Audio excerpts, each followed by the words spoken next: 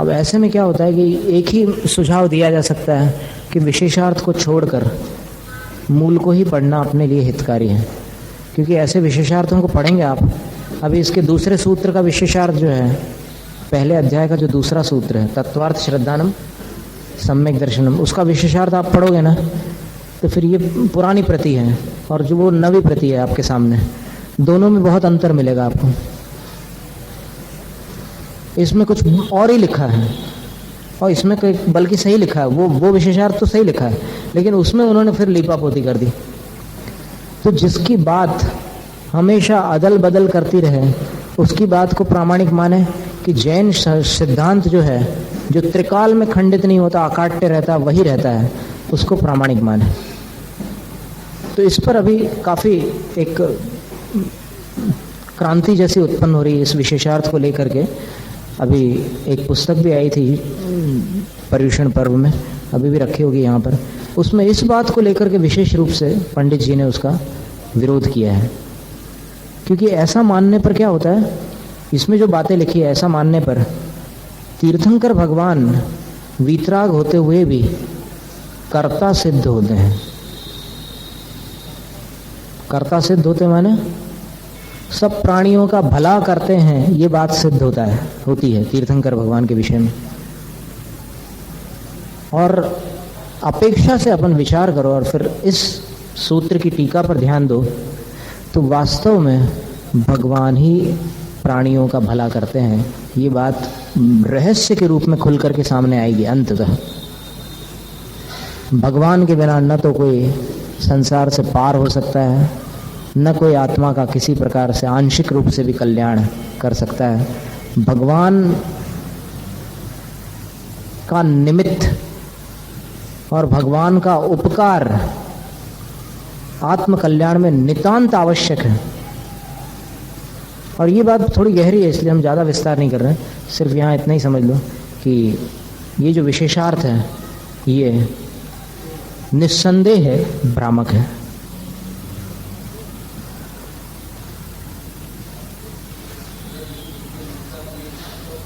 सब तो नहीं है, लेकिन जहाँ इनने अपना मस्तिष्क ज़्यादा लगा दिया उतने विशेषार्थ दूषित हो गया।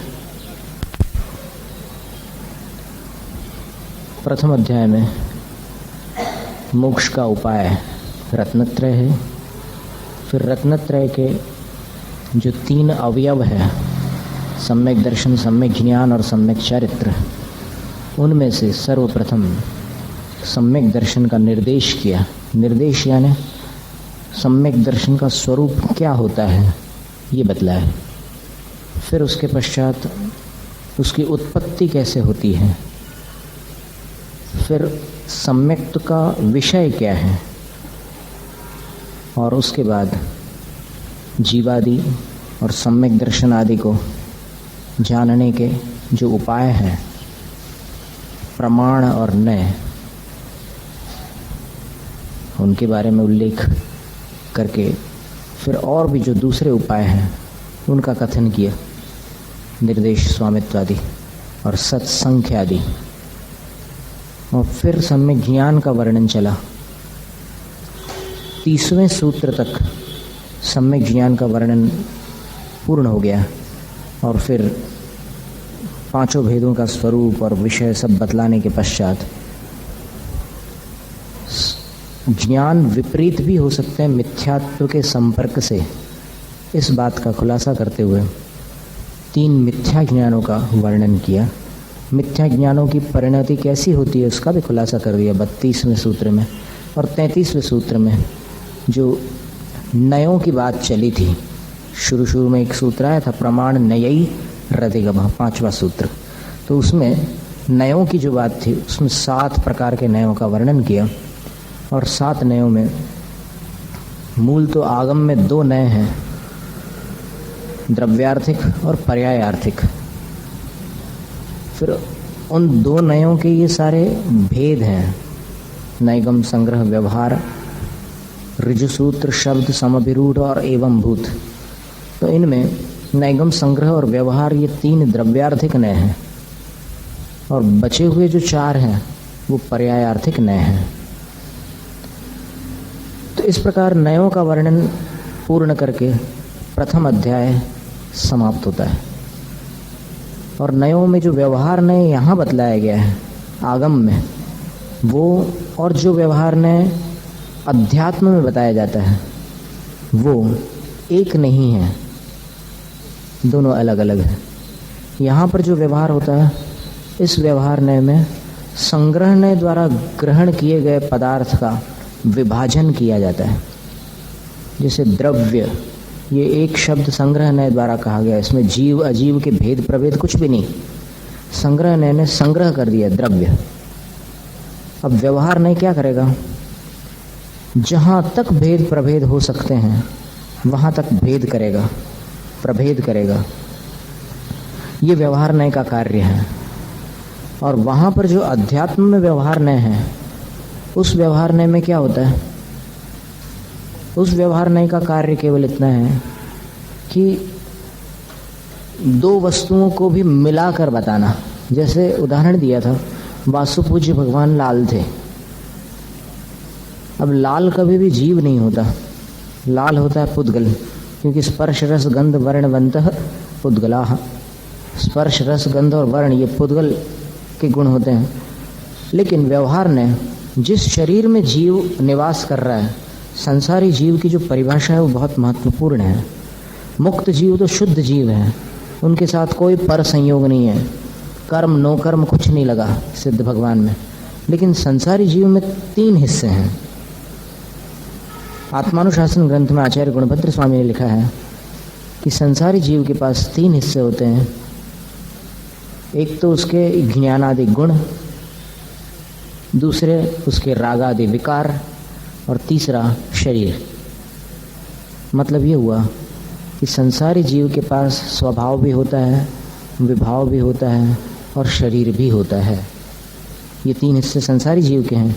तो इसलिए अरहंत भगवान जब तक सिद्ध नहीं हो जाएंगे तब तक वो शरीर का रंग भी अरहंत भगवान का रंग कहा जाएगा। ये व्यवहार नय का कार्य है। लेकिन निश्चय नय के वक्तव्य में इसका निषेध है।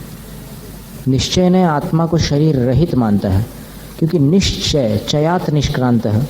चय माने समूह, समूह से जो निष्क्रांत है, परे है, उसको निश्चय कहते हैं। कहने का मतलब ये हुआ कि निश्चय नय की दृष्टि में एक ही वस्तु पकड़ में आती है। तब एक को पकड़ोगे तो फिर अशुद्धि का सवाल ही नहीं है। अशुद्धि तब आती है जब दो या तीन, मतलब कहीं ना कहीं मिलावट हो तो अशुद्धि पैदा होती है। मिलावट ही जिसकी दृष्टि में नहीं है, उसकी दृष्टि में सब वे शुद्धा हो शुद्ध नया। उस शुद्ध नय की अपेक्षा सब शुद्ध ही है। नियमसार में तो आचार्य कुंदकुंद स्वामी ने कहा कि सब वे सिद्ध समाना शुद्ध नया संसिद्धि जीवा। संसार में जितने जीव हैं वे सब शुद्ध नय से सिद्ध भगवान के समान हैं। ये बात कह दी। लेकिन निश्चय नय से और व्यवहार नय से उलझन में नहीं पड़ना विवेकी का कर्तव्य है। क्योंकि पहले अध्याय के अंत में आचार्य पूज्यपाद स्वामी ने बड़ी मार्मिक बात कही है कि वस्तु का स्वरूप एक नय से पकड़ में नहीं आता। सभी नयों से जब आप वस्तु को समझो तब वस्तु समझ में आती है। जैसे छह ढाला में कहा ना, मोह महामद पियो अनादि, भूल आपको भरमत वादी। क्या अर्थ है इसका? मोह रूपी महामद, बड़ी मदिरा, छोटी मदिराएं तो यहाँ पर सब लेते रहते हैं, लेकिन वो महामद, उसको अनादिकाल से पीकर जीव आपको भूल, अपने आप को भूल करके भरमतवादी व्यर्थ भटकता रहा, भ्रमण करता रहा, अभी भी कर रहा है। तो यहाँ पर अपने आप को भूलने का मतलब क्या है और अपने आप को जानने का मतलब क्या है? क्या इतना जान लेना अपना आत्मज्ञान कहलाएगा कि आत्मा ज्ञाता दृष्टा है? ये आत्मा का ज्ञान हो गया इतने में? नहीं। क्यों नहीं हुआ? यही तो आत्मा का स्वरूप है, उपयोग लक्षणम। आगे आएगा इसी में सूत्र। लक्षण जरूर हुआ उपयोगो लक्षणम। लेकिन जब तक थोड़ी और गहराई में अपना ज्ञान नहीं जाता तब तक वो बात स्पष्ट नहीं हो पाती।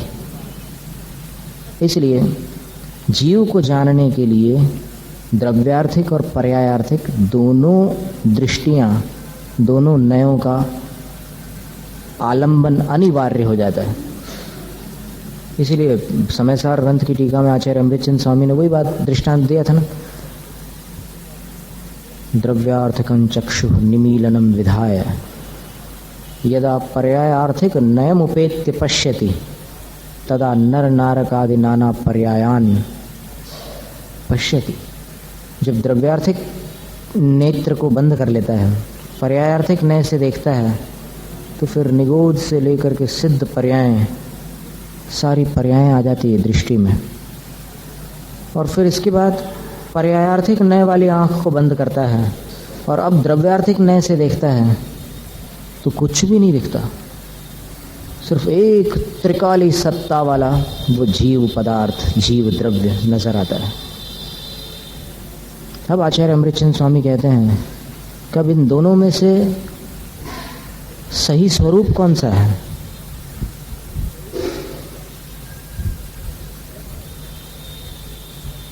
दोनों अधूरे हैं।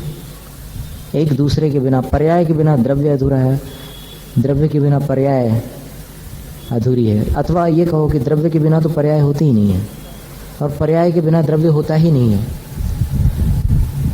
तब फिर आचार्य कहते हैं कि दोनों आंखें खोल लो।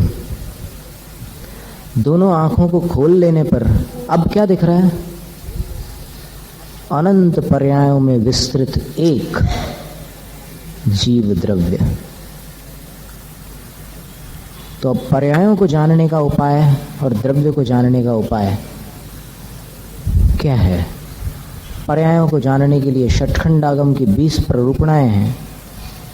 गुणस्थान, जीव समास, पर्याप्तियां, प्राण आदि बहुत लंबा विस्तार है। और द्रव्यार्थिक नय से आत्मा को जानना हो, शुद्ध द्रव्यार्थिक नय से, तो परमागम अध्यात्म है। यद्यपि आचार्य अमृतचंद स्वामी कहते हैं कि मैं सिर्फ 47 शक्तियां बता रहा हूं, पर इतनी मात्र मत समझ लेना, जीव में अनंत शक्तियां हैं।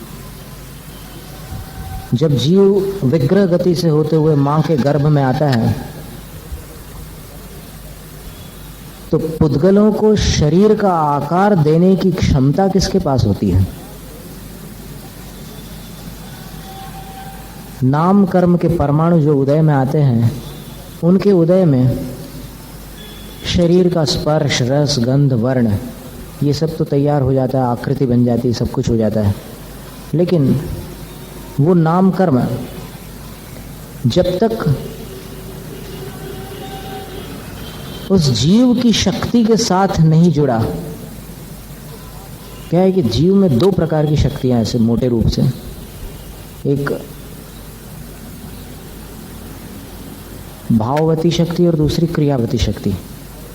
भाववती शक्ति मतलब उसमें भवन, परिणमन, बदलाव आते रहने की शक्ति, और दूसरी क्रियावती शक्ति का मतलब उसमें हलचली करने की भी क्षमता होती है जीव में, हलन चलन की शक्ति। और इसके अतिरिक्त एक स्वाभाविकी शक्ति, वैभाविकी शक्ति। एक उसकी स्वाभाविक शक्ति और दूसरी वैभाविक शक्ति है। अब वैभाविक शक्ति उस नाम कर्म के परमाणु में नहीं है। नाम कर्म के उदय में जीव का जो आकार शरीर जितना हो जाता है, चींटी मरकर हाथी बन जाए, हाथी मरकर चींटी बन गया, तो फिर जो आकृति में परिवर्तन आया है, आया नाम कर्म के उदय से है, पर आया किस में है? आया जीव में है ना।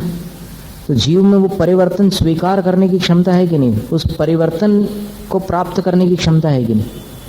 है। तो जीव में ऐसी कितनी शक्तियां हैं। स्थिर नाम कर्म और अस्थिर नाम कर्म के भोजन जो पचता है अपने पेट में, वो कैसे पचता है? अगर इसमें आप जीव की शक्ति को नकार दो तो दुनिया की कोई भी मशीन है क्या जो भोजन को पचा दे? वो सब मतलब ये सब वैभाविकी शक्ति के सब उत्तर भेद हो जाएंगे कि जीव पर संयोग में कर्मों के उदय में कितने प्रकार के विभाव कर सकता है। वो विभाव करने की शक्ति किसके पास है? जीव के पास है। इसलिए बड़ा अद्भुत द्रव्य है जीव। उसको समझने के लिए नयों का आलंबन लेना पड़ता है। और अब सम्यक दर्शन में सबसे पहले जो तत्वार्थों में श्रेणी में सबसे पहले जिसका नाम था जीव, फिर बाद में अजीव, आश्रव, बंध, संवर, निर्जर, ये सब आए थे पूरे। तो अब जीव का वर्णन करने के लिए आचार्य उमा स्वामी महाराज ने पहला सूत्र दे दिया कि जीव के निज भाव, स्वतत्व किसको कहते हैं? देखो, विभाव भी एक प्रकार का स्वभाव है, इस पर ध्यान देना।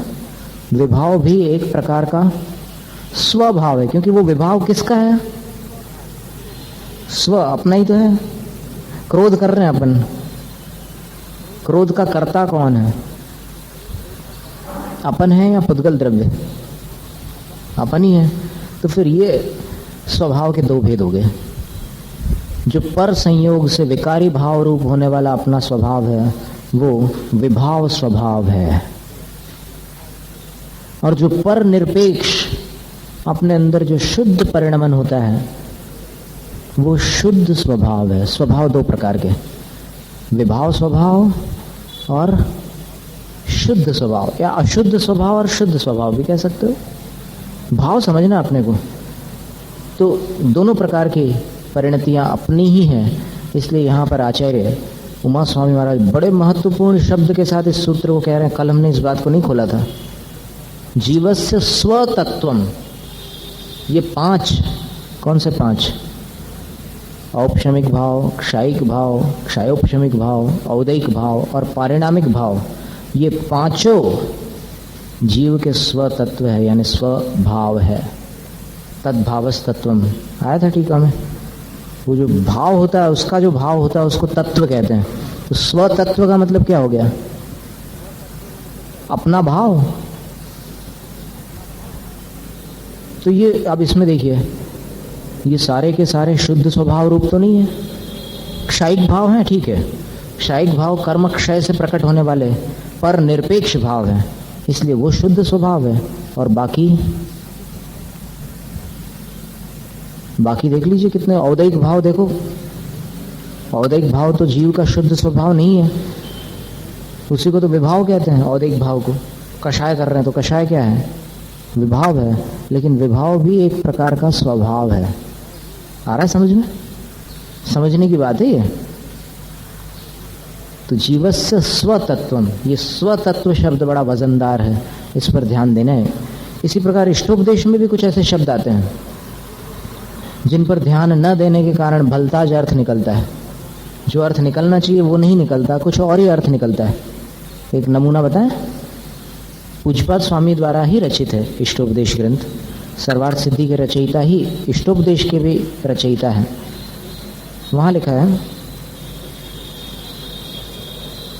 संयम्य कर्ण ग्राम मेकाग्रत्वेन चेतसः आत्मानमात्मवान् ध्यायेद आत्मनैवात्मनि स्थितम्। कर्ण ग्रामम संयम्य, इंद्रिय समूह को रोककर, नियंत्रित करके, चेतसः एकाग्रत्वेन, मन की एकाग्रता पूर्वक, आत्मवान, आत्मवान, आत्मा वाला। धनवान किसको बोलते हैं? धन वाला। ज्ञानवान किसको बोलते हैं? ज्ञान वाला। और आत्मवान किसको बोलेंगे? आत्मा वाला। ये बहुत रहस्यपूर्ण शब्द है, आत्मवान। आत्मनैव, अपने ही द्वारा, आत्मनि स्थितम आत्मानं ध्यायेत, अपने में स्थित अपना ही ध्यान करे। अब बताइए, आत्म ध्यान की ये विधि बताई उन्होंने। लेकिन ध्यान करने वाला कौन होना चाहिए? जो परिग्रहवान सो आत्मवान नहीं हो सकता, ये भी याद रखना। परिग्रहवान धनवान हो सकता है, लेकिन आत्मवान नहीं हो सकता। अब आत्मा शब्द के 3 अर्थ है शास्त्रों में, यहां कौन सा अर्थ निकालोगे? ऐसे बारीकी से जब अपन शोधन करते हैं और छांट करके रिसर्च करते हैं देखो, अपने पास वैज्ञानिकता भी होनी चाहिए और धार्मिकता भी होनी चाहिए। जैसे हमने कहा था कि सत्य का पारखी बहकावे में नहीं आता, याद है आपको?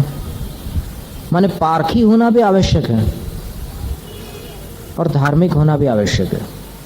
जो कह दिया गुरु महाराज ने, बिल्कुल आंख बंद करके हाथ जोड़ करके उसको स्वीकार कर लिया, उसमें शंका कुशंका का कोई स्थान न रहे। लेकिन तत्व निर्णय के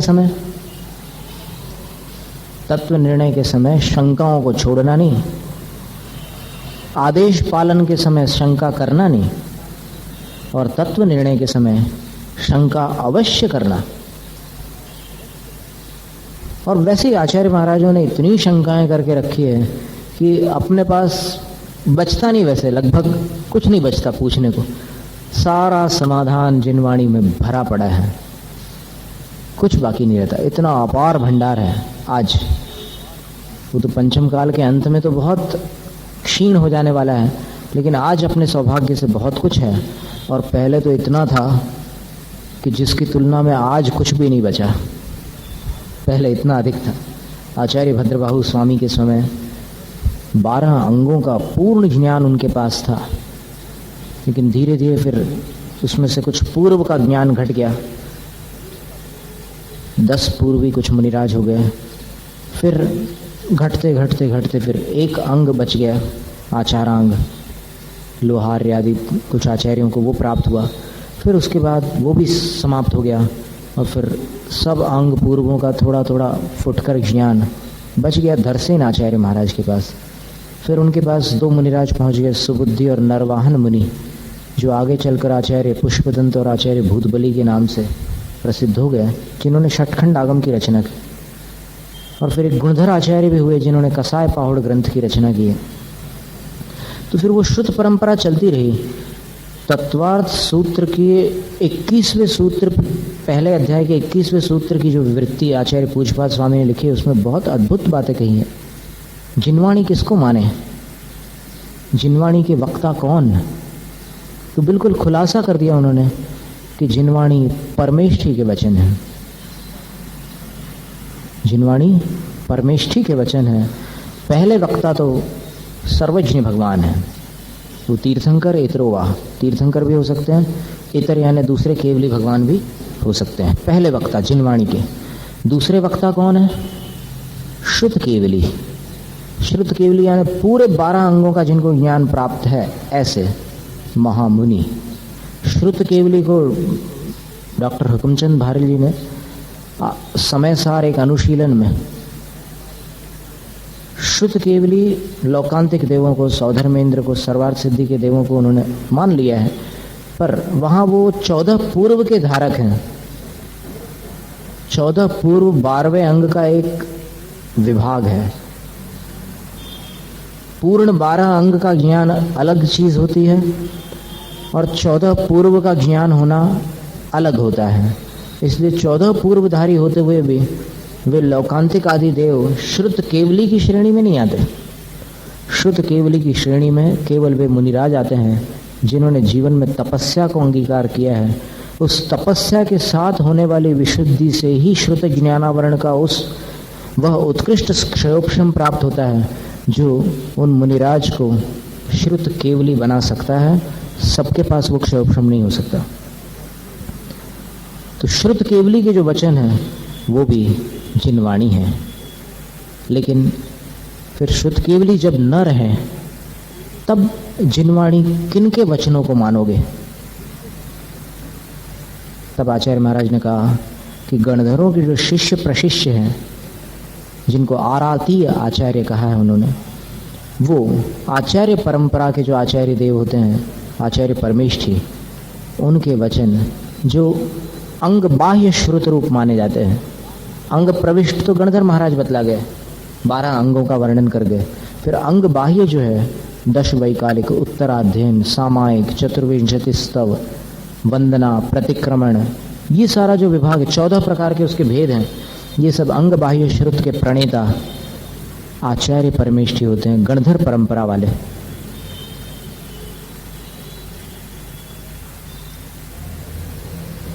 और परीक्षा मुख सूत्र में एक सूत्र आता है, राग द्वेष मोहाक्रांत पुरुष जातम आगमाभासम।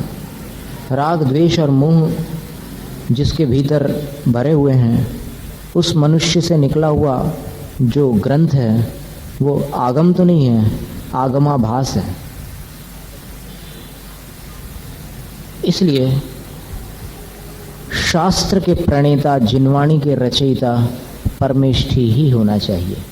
ये बात वहाँ पर क्लियर हो जाती है। और 4 अनुयोग रूप जो विभाजन किया गया है वो भी आरातीय आचार्यों की देन है, क्योंकि पूरे 12 अंगों का विभाग अपने बस का नहीं था। उन्होंने फिर पंचम काल के अल्पमति, अल्पायु, अल्प बल वाले जो शिष्य थे उनके हित में 4 अनुयोग बता दिए। और फिर इस अनुयोग में भी बात वही है। और दृष्टांत दिया आचार्य पूज्यपाद स्वामी ने, वो जिनेंद्र भगवान का जो ज्ञान था वो तो क्षीर सागर था, और अब जो कुछ बचा है वो घड़े में उसी क्षीर सागर का थोड़ा सा जल भरा हुआ है, लेकिन चीज़ वही है। आए समझ में? समुद्र में जो चीज़ है वो आज घड़े में है, लेकिन है वो कोई और नहीं है। इसलिए जिनवाणी इतनी पूज्य है, इतनी मान्य है। बाकी मनुष्य के मस्तिष्क के विचार बड़े अद्भुत हो सकते हैं। नए नए मत खड़े करने वाले मस्तिष्क भी संसार में पाए जाते हैं, लेकिन जहाँ तक जिनवाणी की बात है उसकी बात ही निराली है। क्योंकि सबसे बड़ी बात जिनवाणी में यह है कि इसमें पूर्वापर दोष नहीं पाया जाता, और बाकी जितने भी छद्मस्थों के मत हैं उनमें कहीं ना कहीं पूर्वापर दोष पाया जाता है। जैसे एक उदाहरण बताएं कि भूतकाल का वर्तमान पर कोई असर नहीं है और वर्तमान का भविष्य पर पूरा असर है, ये वाक्य है। अब विचार करो इस वाक्य की गहराई में जाकर क्या अर्थ निकल रहा है। क्या अर्थ निकला?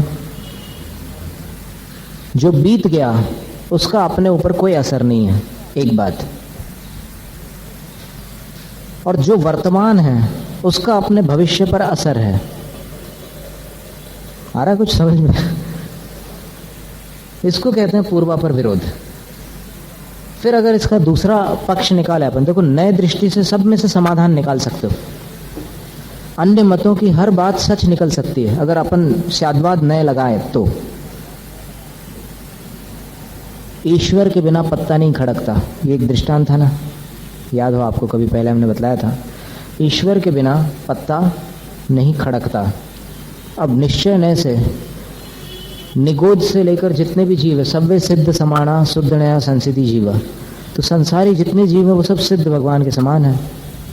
तो सिद्ध भगवान भगवान है, तो भगवान की इच्छा के बिना या भगवान के बिना पत्ता नहीं खड़कता। इसका मतलब क्या हुआ कि वायु का एक जीव जो है वो भी निश्चय से भगवान है, और वायु के बिना पत्ता नहीं खड़कता है, इसलिए भगवान के बिना पत्ता नहीं खड़कता। हो गया ना? विवक्षा ऐसे लगाओ, लेकिन ऐसे विवक्षा लगाने से अपन उस बारीक सत्य तक नहीं पहुंच पाएंगे। इसलिए जो गुरुओं ने क्रम दिया है कि इस प्रकार से द्रव्यार्थिक पर्यायार्थिक नयों से लेकर के चलो आगे, तो रास्ता बिल्कुल खुल जाएगा। और आप अगर थोड़ा सा टेढ़ा चलने की कोशिश करो, वैसे ही पंचम काल बहुत टेढ़ा है, और आप और टेढ़ी बुद्धि बना लो तो फिर मुश्किल है। फिर तो ऐसी उलझन हो जाएगी कि जीते जी फिर उस उलझन से बाहर आ पाना मुश्किल है। जन्म जन्मांतरों में भी कभी कोई ऐसा योग बने तो निकल जाओ, वरना संसार भ्रमण जारी रहेगा। फिर इन 5 भावों में कौन से भाव कितने प्रकार के हैं उसका कथन। तो औपशमिक भाव 2 प्रकार का, सम्यक्त्व और चारित्र। फिर क्षायिक भाव 9 प्रकार का, सम्यक्त्व चारित्र के साथ ज्ञान, दर्शन, दान, लाभ, भोग, उपभोग और वीर्य। यहाँ तक अपन ने स्वाध्याय किया था, और इसमें अपन ने ये देखा कि क्षायिक भाव में क्षायिक लाभ, क्षायिक भोग आदि जो भी वर्णन था मूल टीका में, उसके मुताबिक भगवान के पास जो क्षायिक लब्धियां होती है वो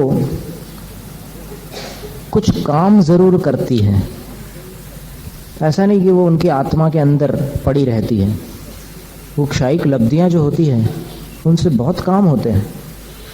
जैसे उदाहरण के लिए एक लिखा था, अनंत प्राणी गणानुग्रह करम क्षायिकम अभयदानम। दानांतराय के क्षय से अनंत प्राणियों का हित करने में